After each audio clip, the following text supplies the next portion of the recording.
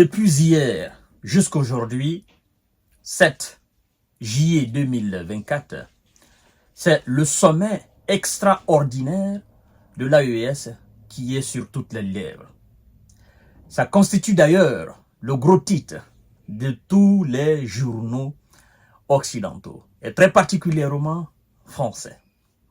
Le sommet des États de l'AES, le sommet des États de l'AES, le sommet des États de l'AES. La France est très préoccupée par cette situation. Très préoccupée à tel point que elle s'implique de plus en plus dans ce sommet d'aujourd'hui de la CEDEAO.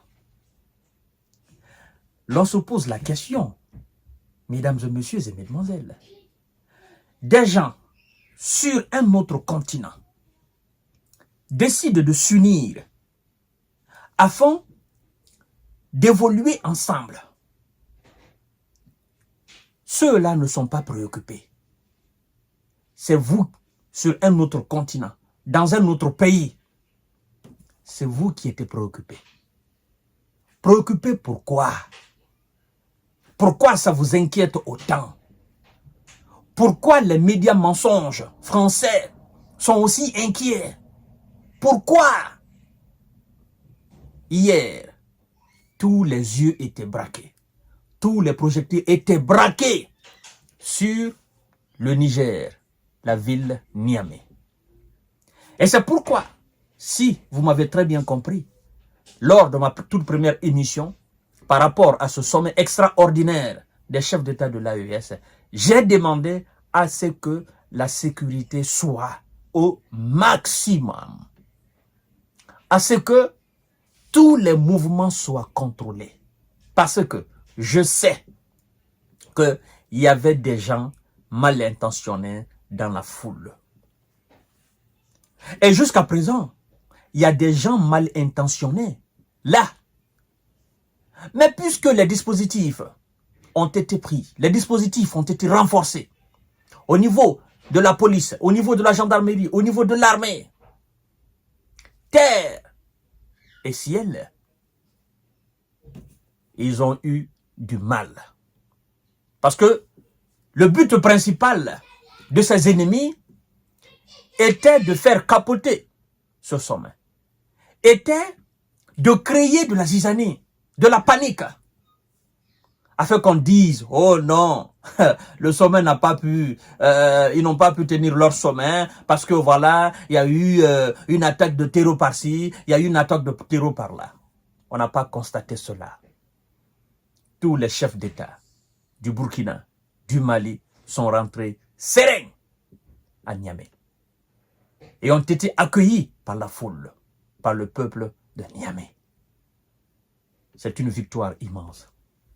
Maintenant, par rapport à la préoccupation française, vous devez savoir que la France s'emballe les yeux du peuple nigérien, du peuple malien, du peuple burkinabé.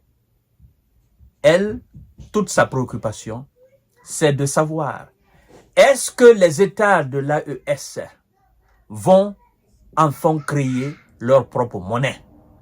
Est-ce que ces États vont abandonner définitivement le franc CFA?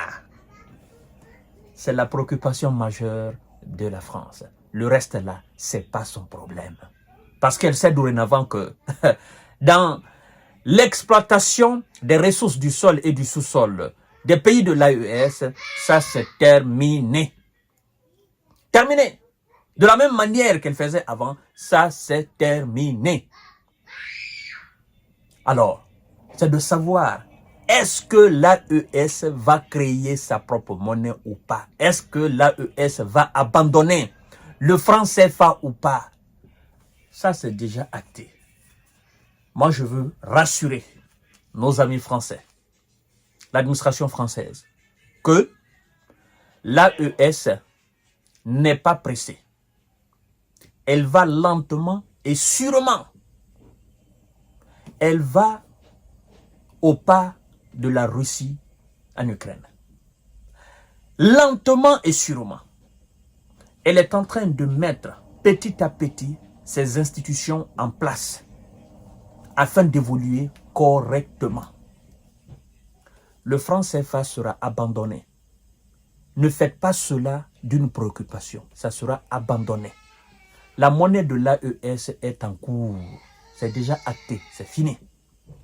On ne peut pas continuer à dire qu'on veut notre souveraineté, on veut notre indépendance, tout en utilisant ce qui ne nous appartient pas et qui contrôle l'entièreté de notre vie.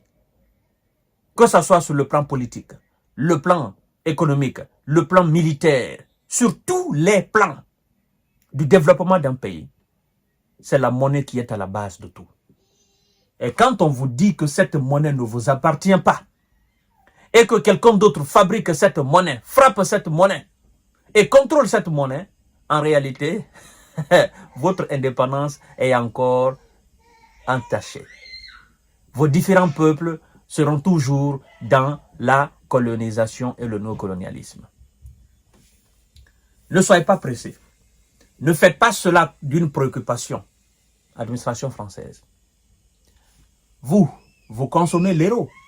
C'est vous qui contrôlez l'euro. Alors, comment voulez-vous, ou comment, mesdames et messieurs, vous comprenez que dans un autre pays, dans une autre alliance, que la monnaie qui est consommée par ces gens appartient à quelqu'un d'autre et que cette personne est préoccupée par la situation de ces États. Elle n'est pas préoccupée. Elle est préoccupée de savoir si on va laisser sa monnaie coloniale ou pas. Mais la réponse est claire. La monnaie coloniale sera restée. On va laisser ça. Les gens ne peuvent pas continuer à consommer cela. Ça sera une foutaise. L'on se posera la question, est-ce que les chefs d'État de l'AES sont sérieux? Vous avez demandé à ce que ces gens-là partent. Vous n'êtes plus dans la CEDEAO, qui est contrôlée par la même France et par les mêmes États-Unis. Alors pourquoi vous continuez toujours de consommer le franc CFA? Ben, c'est une autre forme. D'ailleurs, c'est la meilleure et la plus grande forme de maintenir les États à genoux. Donc, chères dames, chers monsieur, chères demoiselles, je sais que ça vous fait mal.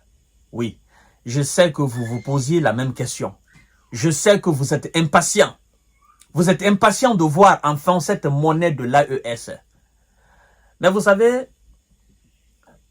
tout ce qui est grand, tout ce qui doit être durable dans le temps et dans l'espace, tout ce qui est consistant, pour l'avoir, on ne le fait pas dans la précipitation.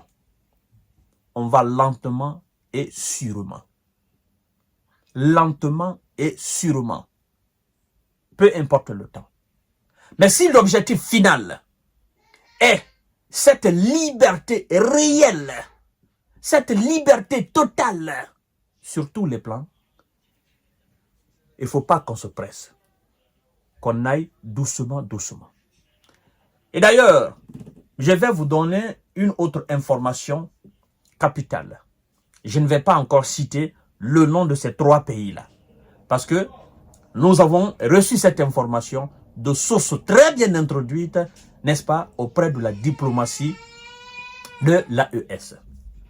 Aujourd'hui, il y a 3 pays, dont 2 de la CEDEAO et un qui ne fait pas partie de l'Afrique de l'Ouest, qui sont en train de se renseigner convenablement des principes et de ce que veut réellement l'AES. Parce que ces pays ont l'intention. Mais ces 3 pays consomment tous le franc CFA. 2 de l'Afrique de l'Ouest et un autre d'un autre côté de l'Afrique. Je ne vais pas encore donner les noms parce que ce n'est pas encore officiel. Ces pays ont l'intention de rejoindre l'AES dans son alliance. Donc ces pays sont en train de se renseigner très bien sur les véritables intentions de l'AES.